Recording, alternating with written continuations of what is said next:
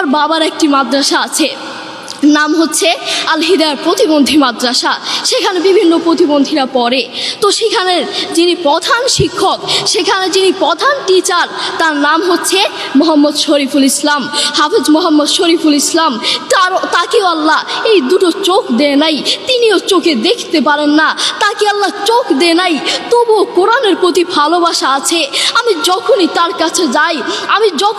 কাছে যাই তখনই দেখি তিনি সব কাজ বাদ দিয়ে তিনি কোরআন তেলাওয়াত করছেন বা কোরআন শুনছেন।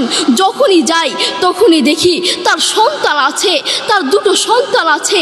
তিনি চাইলে তার সন্তানগুলোর চেহারা দেখতে পারে না, তিনি চাইলে তার মাকে দেখতে পারে না, তিনি চাইলে তার বাবাকে দেখতে পারে না, তিনি চাইলে তার সন্তানগুলোকে দেখতে পারে না, তিনি চাইলে তার আদরের টুকরো সন্তানগুলোকে দেখতে পারে না, তিনি চাইলে তার মাকে দেখতে পারে না, তিনি চাইলে তার প্রিয় মানুষকে দেখতে পারে না, তিনি চাইলে তার আত্মীয় স্বজনকে দেখতে পারে না। আপনি দেখবেন সে অন্ধ মানুষগুলো বলবে এই জিনিসটা এই কালার, এই জিনিসটার রং কালো, এই জিনিসটার রং সাদা, এই জিনিসটার রং লাল, কিন্তু তারা তো দেখে না। তারা মানুষ থেকে শুনে শুনে তারপর বলে এই জিনিসটার রং কালো। আর দেখবেন, আমরা একটু পরীক্ষা করে দেখবেন, আমরা 1 ঘন্টা চোখটাকে এভাবে বন্ধ করে থাকতে পারি না, আমরা 2 ঘন্টা একদিন এভাবে চোখটাকে বন্ধ করে থাকতে পারি না।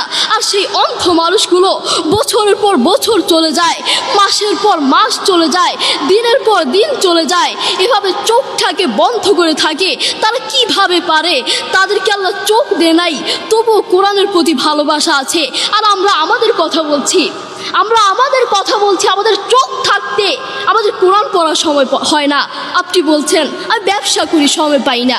কোরআন কোত্থেকে পড়বো? ব্যবসা করি, কোরআন পড়ার সময় পাই না। আমি দোকান করি, দোকানে অনেক কাজ থাকে, এজন্য কোরআন পড়ার সময় পাই না। আমি অফিস করি, অফিসে অনেক কাজ থাকে, কোরআন পড়ার সময় পাই না। আমি অনেক ব্যস্ত মানুষ, বিশ্বাস করুন আমি অনেক ব্যস্ত মানুষ, এজন্য কোরআন পড়ার টাইম পাই না, কোরআন পড়ার সময় পাই না। প্রিয় ভাই, আমি আপনাকে বলতে চাই, আপনাকে সময় কে দিয়েছে? আপনাকে সময় কে দিয়েছে? যেই আল্লাহ আপনাকে সময় দিয়েছে, সেই আল্লাহর জন্য আপনি কোরআন পড়তে পারেন না। আপনার চেনা ফলমান আসমানের নিচে জমিনের উপর আরেকটাও হতে পারে না। কথা বলেন ঠিক কিনা? আপনাকে কত বড় একটা নিয়ামত দিয়েছে, আপনি কথা বলতে পারছেন, এটা কত বড় একটা নিয়ামত আপনি জানেন? কোরআনের সুর বড় মধুর সুর, কোরআনের সুর জানেন, একবার শুনলে বারবার শুনতে মন চায়।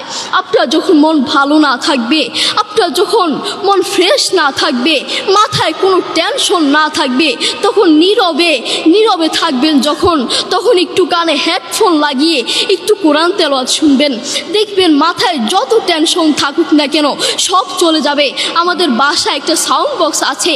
আমাদের পরিবারের সবার যখন মন ভালো না থাকে, আমার দাদা দাদু, আমার বাবা মা, ভাই বোন, কারো যদি মন ভালো না থাকে, তখন আমার বাবা সেই সাউন্ড বক্সে কোরআন তেলাওয়াত লাগিয়ে দেয়। আমার বাবা বলে, যখন কোরআন তেলাওয়াত শুনি মাথায় যতই টেনশন থাকুক না কেন সব চলে যায়, মাথায় মন ফ্রেশ হয়ে যায়, মাথায় কোনো টেনশন থাকে না।